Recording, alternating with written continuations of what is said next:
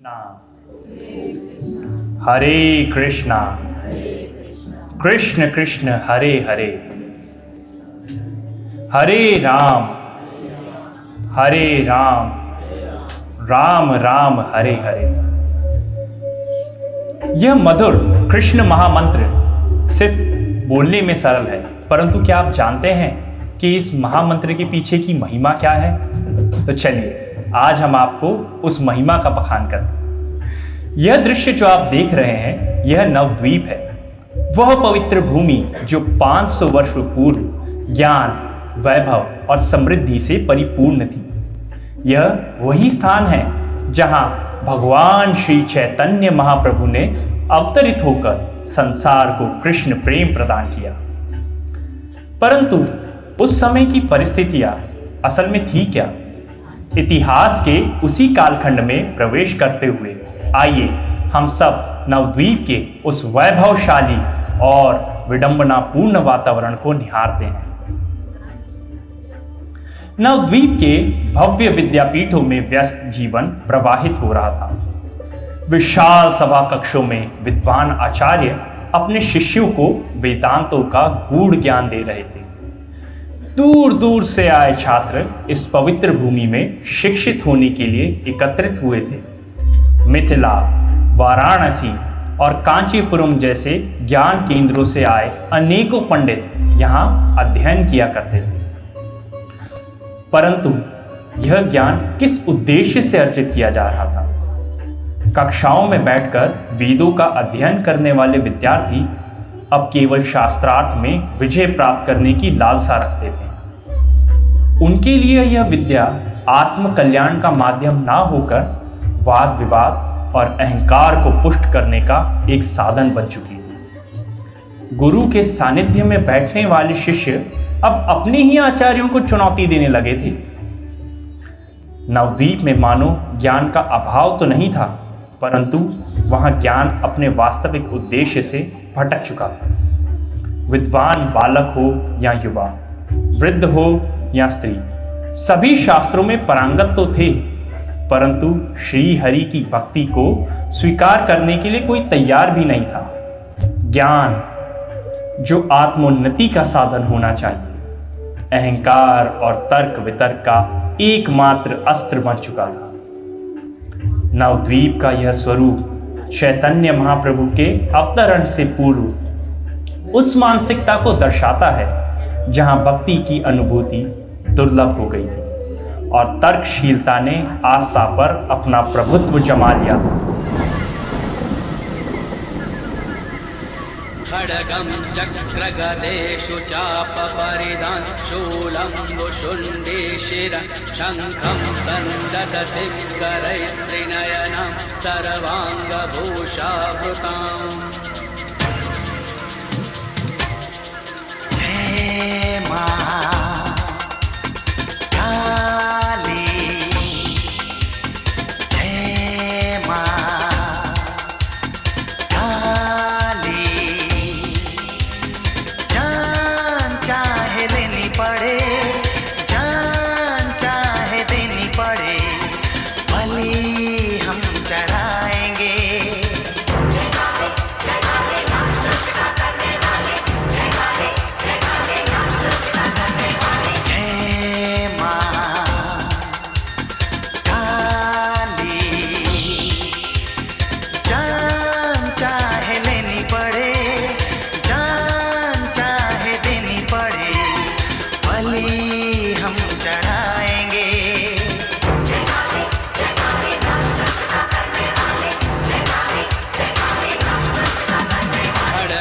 चक्रगदेषु चापपरिधान् शूलं वुशुण्डीशिरः शङ्खं सन्ददति करैस्त्रिनयनां सर्वाङ्गभूषणगं चक्रगदेषु चापपरिधान् शूलं वुशुण्डीशिरः शङ्खं सन्ददति करैस्त्रिनयनां सर्वाङ्गभूषावृताम्। देखा कैसे लोगों ने अपने वास्तविक धर्म को मानो भुला ही दिया था। वे देवी देवताओं की पूजा तो कर रहे थे, परंतु केवल और केवल सांसारिक सुखों की प्राप्ति के लिए। कृष्ण भक्ति का तो मानो कहीं कोई नामो निशान ही नहीं था। भक्ति की भावना कम और दिखावे की प्रवृत्ति अब अधिक हो चुकी थी। लोगों की आस्था अब गहरी श्रद्धा से अधिक बाहरी अनुष्ठानों पर केंद्रित हो गई थी। पूजा जो एक साधन ही नहीं बल्कि एक व्यापार बन चुकी थी। हमने आराधना की है, अब हमें इच्छित फल अवश्य मिलना चाहिए। यह केवल कलयुग ही नहीं बल्कि उस समय के नवद्वीप की भी एक गहन सोच बन चुकी थी। सभी के मन में केवल भौतिक इच्छाएं भरी हुई थी। धनवान बनने की लालसा, ऐश्वर्य भोगने की आकांक्षाएं, इंद्रिय सुख की तृष्णा, हर व्यक्ति समृद्धि के पीछे मानो भाग ही रहा था, परंतु आत्मिक शांति की ओर तो कोई ध्यान ही नहीं दे रहा था। इसी प्रकार लोग केवल और केवल धन, ऐश्वर्य और अपने अपने वैभवों को प्रदर्शित करने में लगे हुए थे, जिसका एक उदाहरण यहाँ इस प्रकार भी दिख रहा था कि उनकी पूजा में ईश्वर से प्रेम नहीं बल्कि धन और वैभवों की लालसा बन चुकी थी।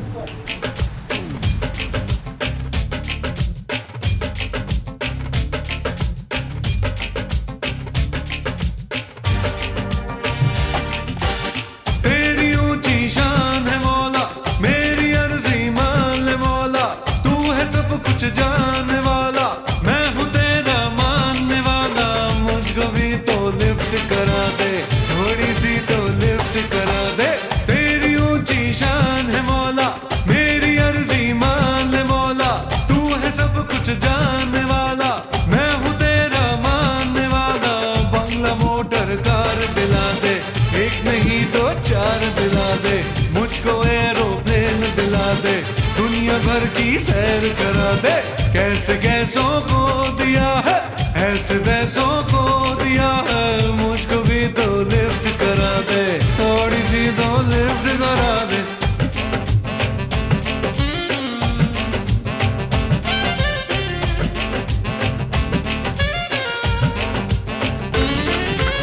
डॉलर दे या पाउंड दे दे, डॉलर दे या पाउंड दे दे, कैश दे दे, चेक बना दे,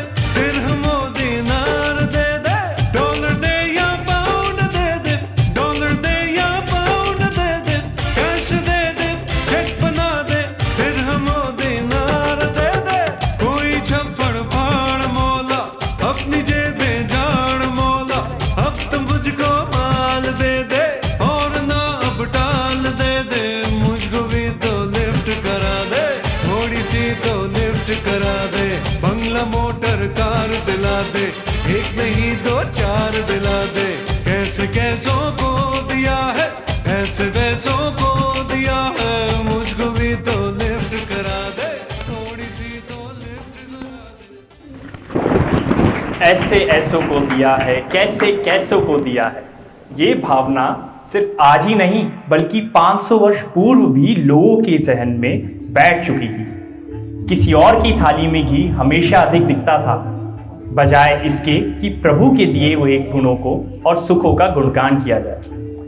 ऐश्वर्य और धन की कोई कमी तो थी नहीं, परंतु सबका उद्देश्य केवल और केवल भौतिक सुखों को भोगना ही रह गया था।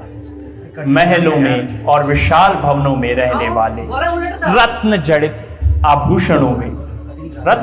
आभूषण पहनने वाले व्यक्ति बाहर से भले ही कितने भी धनवान हो, परंतु भीतर से वे केवल शून्य थे। श्री हरि की भक्ति उनके जीवन से मानो दूर होती जा रही थी। आध्यात्मिकता केवल एक व्यापार बनकर रह गई थी। समृद्धि थी पर सच्चा आनंद नहीं था। वैभव था परंतु भीतर कहीं एक शून्यता भी थी। नवद्वीप की चमकती गलियों में एक अदृश्य अहंकार फैल रहा था। भक्ति से शून्य, केवल और केवल सांसारिक इच्छाओं से भरा हुआ। नवद्वीप की यह समृद्धि अब अपने चरम पर थी, लेकिन भक्ति और आध्यात्मिकता लोगों से दूर हो चुकी थी। धन धान्य की कोई कमी नहीं थी, परंतु इस संपन्नता का उपयोग केवल भौतिक सुखों की प्राप्ति में किया जा रहा था। लोगों का मन विलासिता में इतना डूब चुका था कि उन्होंने भक्ति और धर्म को हास्यास्पद समझना शुरू कर दिया था। धन और दिखावे की यह प्रवृत्ति इतनी बढ़ गई थी कि उत्साह और विवाह जैसे पुण्य आभूषण एक साधन बन चुके थे, जिसमें व्यक्ति अपने धन और वैभव का प्रदर्शन किया करते थे। परंतु यह प्रदर्शन केवल मनुष्यों तक सीमित नहीं था। कुछ लोग तो इतनी हद पार कर चुके थे कि वे बंदरों, बिल्लियों और गुड्डियों तक के विवाह कराते थे, वो भी बड़ी धूमधाम से, मानो यही जीवन का एक अंतिम लक्ष्य बन चुका हो। व्यर्थ के अंधकार में और अहंकार में डूबे इन लोगों के लिए यह सब केवल और केवल एक खेल था। लेकिन इस खेल ने उन्हें भगवान से और भी दूर कर दिया था।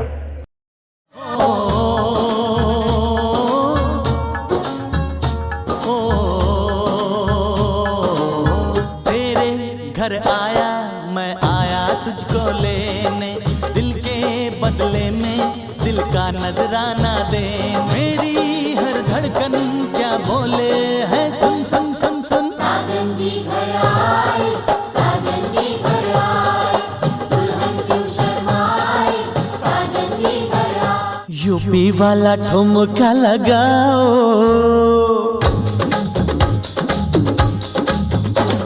यूपी वाला ठुमका लगाओ, के हीरो जैसे नाच के दिखाओ।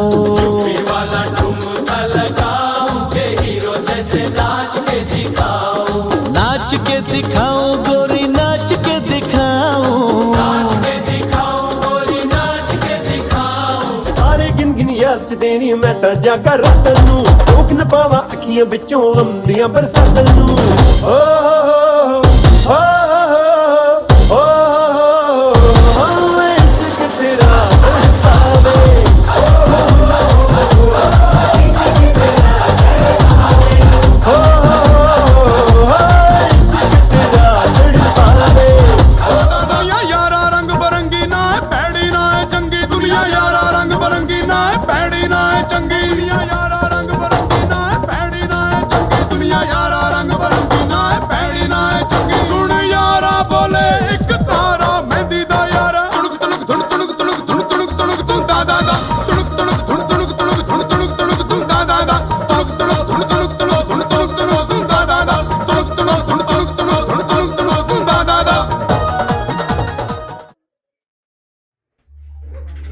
माता पिता अपने पुत्र पुत्रियों के विवाह में इतना अपार धन खर्च करने लगे थे, वो भी यह सोचकर कि मानो उनकी जीवन की सबसे बड़ी उपलब्धि तो इसी में है। उन्होंने यह मान लिया था कि विवाह समारोह में धन बहाना भगवान श्री हरि की भक्ति करने से अधिक महत्वपूर्ण है, और इसी भ्रम में वे अपना कीमती जीवन गंवाते चले गए। धन की चकाचौंध ने लोगों की सोच को पूरी तरह बदल दिया था। जिनका जीवन भगवान से विमुख था, उन्हीं की प्रसन्नता को समाज ने अपनी उपलब्धि मान लिया था। नवद्वीप की समृद्धि भले ही भौतिक रूप से बढ़ रही थी, परंतु आध्यात्मिक रूप से यह नगर दिन प्रतिदिन अंधकार में डूबता जा रहा था। उस समय समाज में धर्म के नाम पर केवल कर्मकांड ही प्रचलित था। लोग श्री हरि का स्मरण केवल स्नान के समय करते थे, अन्यथा वे तो इस नाम स्मरण को निषिद्ध मानते थे। यह अत्यंत दुखद स्थिति थी। उस समय केवल वेदों के तथाकथित अनुयायी समाज में धर्म का ढोंग रचा रहे थे। वे लोग भागवत धर्म के वास्तविक स्वरूप को मानो जानते ही ना थे। श्री माधवाचार्य ने महाकुंभ पुराण का उल्लेख करते हुए कहा है, महाभारत समस्त शास्त्रों में श्रेष्ठ है और उसमें श्रीमद् भागवत गीता एवं विष्णु सहस्त्र नाम अत्यंत महत्वपूर्ण है। इनका सदैव पाठ करना चाहिए और इन्हें गाना चाहिए। किंतु उस समय के विद्वान भगवत गीता एवं भागवत का पाठ तो करते, परंतु उसमें भक्ति का कोई उल्लेख ही ना करते। यह देखकर समस्त भक्तजन अत्यंत व्यथित हो गए थे। वे सोचते कैसे, आखिर कैसे इन मोहग्रस्त आत्माओं का उद्धार होगा। और प्रभु की लीला देखिए कि इसी कलयुग में जब संसार मोहग्रस्त था, तब नवद्वीप की पावन भूमि में श्रील अद्वैताचार्य अवतरित हुए। वे समस्त वैष्णवों में श्रेष्ठ थे। वे समाज में अत्यंत पूजनीय और सभी द्वारा सम्मानित थे। उनके उपदेश मानो स्वयं शिवजी के समान अद्भुत थे। वे भक्ति, ज्ञान एवं वैराग्य के महान प्रचारक थे। इस भौतिक संसार में जितनी भी आत्माएं हैं वे सब कृष्ण से दूर हो गई हैं। वे सारी आत्माएं केवल भौतिक सुख में लीन हैं। ये दुष्ट आत्माएं कृष्ण भक्ति के बारे में कुछ नहीं जानती और अपना संबंध भगवान से बुला बैठी हैं। लेकिन सौभाग्यशाली वो है जिसके ऊपर श्री गौरांग महाप्रभु की कृपा है। श्री गौरांग महाप्रभु की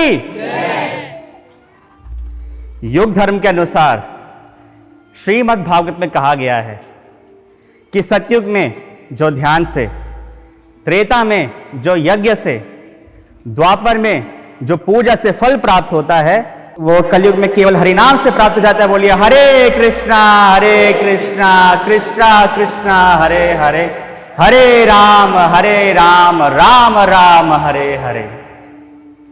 इस तमोगुण युक्त संसार में बूढ़ा हो या जवान, स्त्री हो या पुरुष, सबको केवल भोग वासना ही वृत्ति है।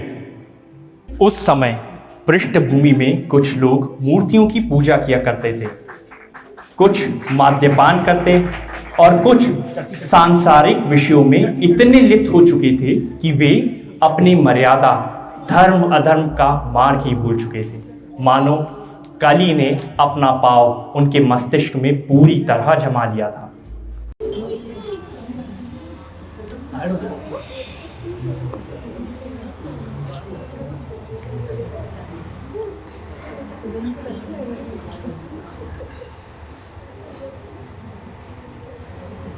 हे सुंदरी, कहाँ जा रही हो?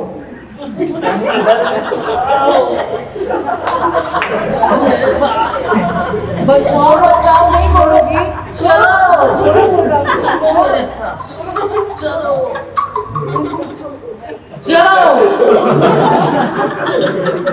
यह देखकर अत्यंत दुख होता था कि जिस धरती पर मर्यादा, अनुशासन और संस्कृति का पाठ पढ़ाया जा रहा हो, वहाँ इतना बुरा अधर्म का अंधकार फैल चुका हो कि मनुष्य सही और गलत में अंतर करना ही भूल चुका था। यह देखकर अद्वैताचार्य का दिन प्रतिदिन उनका हृदय करुणा और भाव से भराता था। अब इस संसार से कृष्ण भक्ति विलुप्त हो चुकी है। क्या कोई संसार में खुश रह सकता है? हे प्रभु, हे कृष्ण, कृपया अवतार लीजिए प्रभु। हे माधव, इस संसार में वापस आइए। आप ही इस कलयुग के जीवों का उद्धार कर सकते हैं प्रभु। अगर आप प्रकट नहीं होते हैं तो मेरी प्रार्थनाएं विफल हो जाएंगी और मेरा नाम अद्वैत कैसे सिद्ध होगा प्रभु। ये सब देख के मेरा हृदय व्यतीत हो गया है प्रभु। हे प्रभु, हम भी संसार की दुर्दशा देख के अत्यंत ही दुखी हो जाते हैं, क्योंकि लोग कलयुग के प्रभाव में इतने भ्रांत हो चुके हैं कि हरिनाम संकीर्तन तक का उपहास करते हैं। यह तो कुछ भी नहीं प्रभु।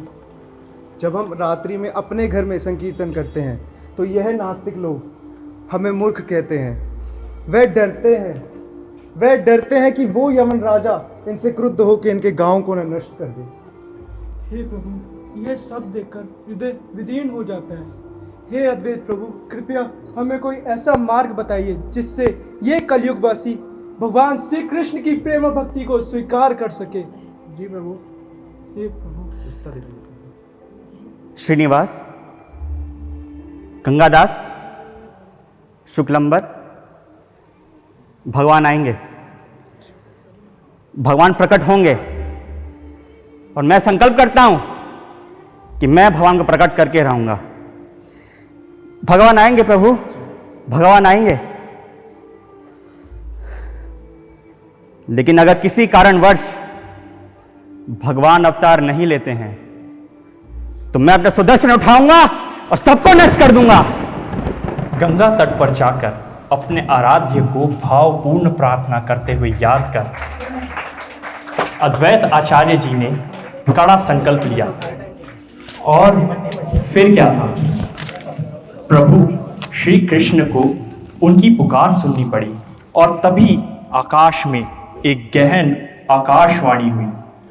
हे अद्वैत आचार्य, आपकी करुणा और भक्ति से द्रवित होकर मैं स्वयं श्री कृष्ण गौर देश में अवतरित होने जा रहा हूँ। आपका निश्चय अवश्य सत्य होगा और कलयुग के लोगों को संकीर्तन मार्ग का उपदेश देने के लिए स्वयं श्री गौरांग महाप्रभु के रूप में प्रकट होऊंगा। उनकी इस प्रेममयी पुकार को सुनकर स्वयं श्री कृष्ण श्री चैतन्य महाप्रभु के रूप में अवतरित हुए और उन्होंने हरिनाम संकीर्तन का युग धर्म प्रकट किया और समस्त जीवों को मुक्त करने हेतु कृपा की वर्षा की। यदा यदा हि धर्मस्य ग्लानिर्भवति Bharat अभ्युत्थानमधर्मस्य तदात्मानं सृजाम्यहम्, तदात्मानं सृजाम्यहम्।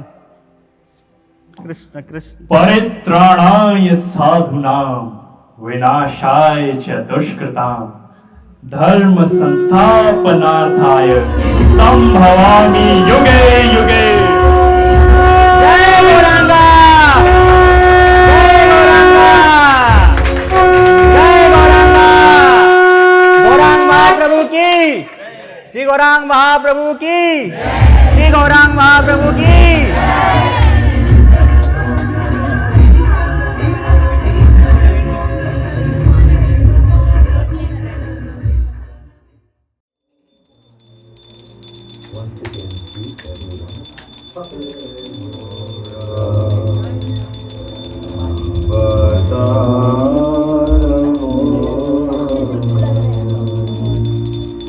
He is the giver of love, the Lord of Sita, the ocean of compassion, and the one whose prema rasa brought Lord Chaitanya. Prema data Sita nata karuna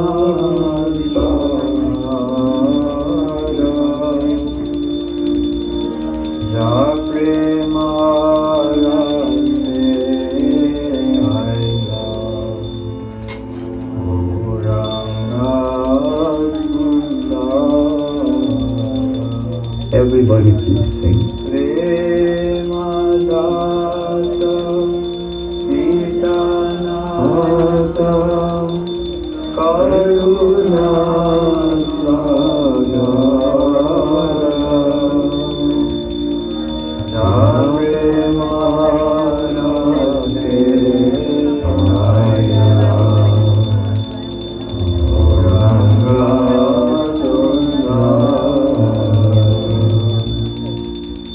Whoever receives His mercy,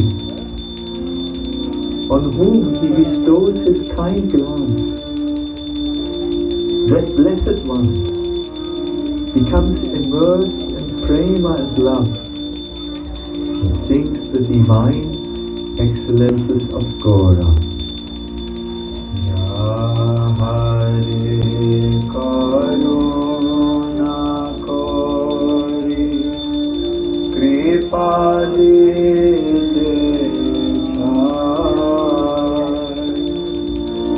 Prema Veshe Sedana Chaitanya Gunanga.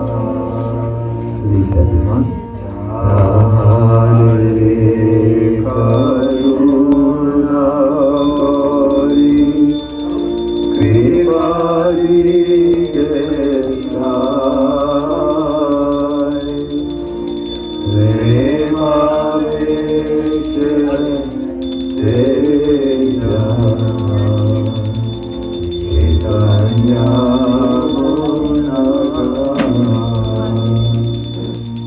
whoever sought refuge at his feet acquired the greatest wealth of Gaura Prema. Tahara charane Laila Shara Kela Bhajiron Lochana